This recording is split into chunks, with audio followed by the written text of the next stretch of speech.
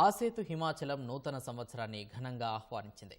2024కు వీడ్కోలు పలికిన భారతావని కోటి ఆశలతో 2025లోకి అడుగుపెట్టింది. నూతన సంవత్సరంలో తమ ఆశలు ఆకాంక్షలు ఫలించాలంటూ భారతీయులు హ్యాపీ న్యూ ఇయర్ అంటూ నినాదాలు చేశారు.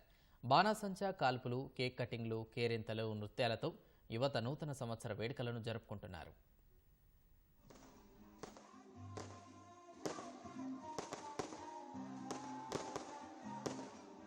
దేశవ్యాప్తంగా నూతన సంవత్సర వేడుకలు అంబరాన్నంటాయి. అన్ని ప్రధాన నగరాలు, పట్టణాలు, గ్రామీణ ప్రాంతాల్లోనూ 2025 సంవత్సరానికి ప్రజలు ఉత్సాహంగా స్వాగతం పలికారు. టపాసుల మోతలు, కేక్ కటింగ్లు, డీజే శబ్దాల మధ్య హ్యాపీ న్యూ ఇయర్ అంటూ ప్రజలు 2025కు ఘనస్వాగతం పలికారు. అతివలు రంగవల్లులు తీర్చిదిద్ది కొత్త ఏడాదిని ఆహ్వానించారు. ప్రధాన నగరాల్లో విద్యుత్ దీప అలంకరణలు ఆకట్టుకున్నాయి. పలుచోట్ల బాణసంచాను కాల్చి ప్రజలు నూతన సంవత్సర వేడుకల్లో మునిగిపోయారు. పలు నగరాల్లో యువత కేక్లు కట్ చేశారు. నృత్యాలతో సందడి చేశారు. కొత్త సంవత్సరం ప్రారంభమైన వేళ ప్రజలు కేరింతలు కొడుతూ శుభాకాంక్షలు చెప్పారు. అటు దేశవ్యాప్తంగా పలు దేవాలయాలు భక్తులతో కిక్కిరిసిపోయాయి.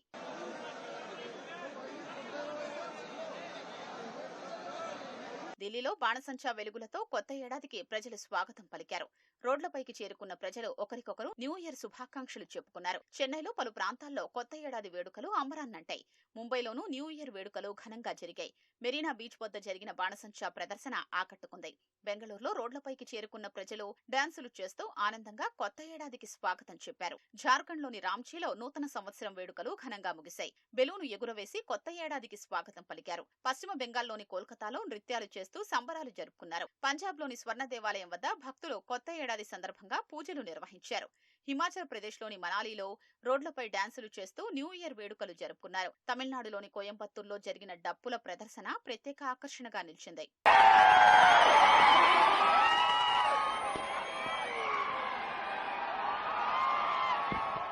దేశవ్యాప్తంగా నూతన సంవత్సర వేడుకల్లో అపశృతులు దొరలకుండా భద్రతను కట్టుదిట్టం చేశారు. ప్రధాన నగరాల్లో ట్రాఫిక్ పోలీసులు డ్రంక్ అండ్ డ్రైవ్ పరీక్షల్ని నిర్వహించారు. ముఖ్యంగా డ్రగ్స్ సరఫరా, వినియోగంపై ప్రత్యేక నిఘా పెట్టారు. ఒక్క ఢిల్లీలోనే 20,000 మంది పోలీసులు, పారామిలిటరీ సిబ్బందిని భద్రత కోసం మోహరించారు. ప్రమాదాలు జరగకుండా ముందు జాగ్రత్తగా కొన్ని రహదారుల్ని మూసివేశారు. హోటళ్లు, క్లబ్బులు, పబ్బుల వద్ద రద్దీని దృష్టిలో ఉంచుకుని జాగ్రత్తలు తీసుకున్నారు. దేశ ఆర్థిక రాజధాని ముంబైలో నూతన సంవత్సర వేడుకల కోసం 14,000 మందికి పైగా పోలీసుల్ని మోహరించారు.